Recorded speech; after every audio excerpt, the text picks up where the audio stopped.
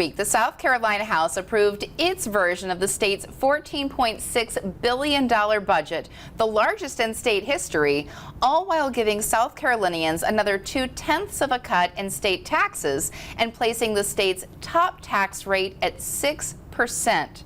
Now, that budget debate lasted well over 20 hours as a group of a dozen-plus Republicans, known as the Freedom Caucus, tried in vain to propose 150 amendments to the budget in their attempt to reduce that rate down to 5%. Despite strong opposition from the Freedom Caucus, the budget passed overwhelmingly with a 99-13 vote. What does this margin tell us about the appetite within the Republican-led House for the hardline spending cuts proposed by the Freedom Caucus? Joining us to discuss the budget and how the House version of the budget process actually worked out is House Assistant Majority Leader Brandon Newton from Lancaster. Thanks so much for being with us for this extended edition of Connect to the Capitol. Absolutely. Thank you for having me. Just so pleased to have you here and able to discuss these important topics for all South Carolinians. And we want to go ahead and start with talking about your priorities here. A significant portion of this budget is in fact dedicated to state employees' salaries, infrastructure, disaster relief, and education.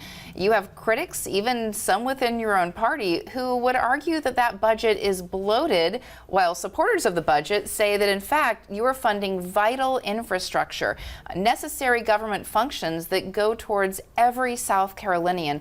So from your perspective, how do we strike a balance between responsible government spending and tax relief? Absolutely. So first, to start off with, for the public to know, is that we have a balanced budget in South Carolina. So very often people talk about government spending, we think of Washington, where it's borrow and borrow and borrow. In South Carolina, we have a balanced budget. So we are not borrowing any money to pay for any public service. When our budget goes up, it means because we're growing.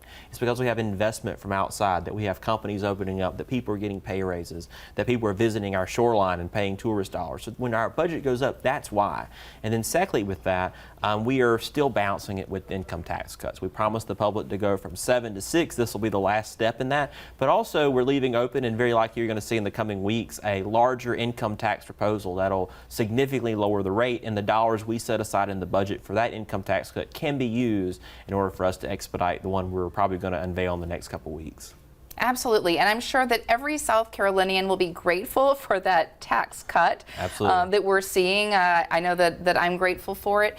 But as we're looking at this internal debate, how do you view that? How do you square that in your own mind? Do you think that it makes the majority stronger by forcing some of those tough discussions, or do you think it complicates the process of governing effectively? I think it complicates the process, but it also, look, if we're going to be one party, we've got to be on one team. And sadly, some people don't want to be on a team. They want to make sure to make their points. They don't want to work with other people, and that's just sad. I mean, during our process, as you mentioned, 20 hours of debates, we saw over 150 amendments, but almost every one of those amendments, none of us saw till the moment they popped up on the desk.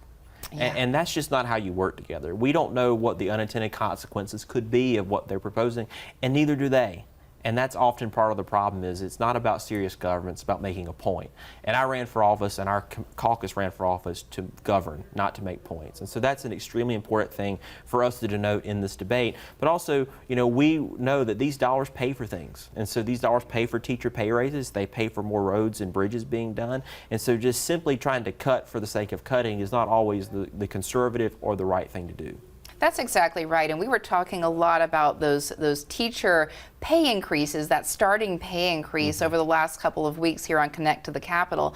That is so important for our teachers and really for the next generation to demonstrate to teachers, to parents, and to children that we're investing in them, that we're really saying we want you here and we're going to support that workforce development that's coming from good education in our state. Absolutely, and we finally have our starting teacher salaries now above the southeastern average, which is the first time that's really ever happened in our state's history. We're now higher than both Georgia and North Carolina, so our neighbors, we're paying our starting teachers more than these larger states who everyone loves to talk about, but we're paying them more. That makes us competitive in the job market and also makes us competitive in the talent market. We all know a good teacher is the most important thing in determining a child's education, and you have to pay for good talent. And we know that if you're going to run government like a business, you need to apply those business metrics to government, which means you've got to pay for good talent. And we're doing that now with our educators. This has been a long-term goal that we've really succeeded on. I'm glad we took that next step this year. Yeah, that's so true. And it's really turning around what we saw a few years back when we had an issue with both attracting and retaining teacher talent. Absolutely. Yeah, and as someone who's a native Georgian and now a proud South Carolinian, I love to see it. I love to see our state standing strong. Absolutely. Yeah. It's a huge deal for areas like mine. I border North Carolina and Lancaster and York County. We compete with Charlotte, Mecklenburg, and Union County, North Carolina.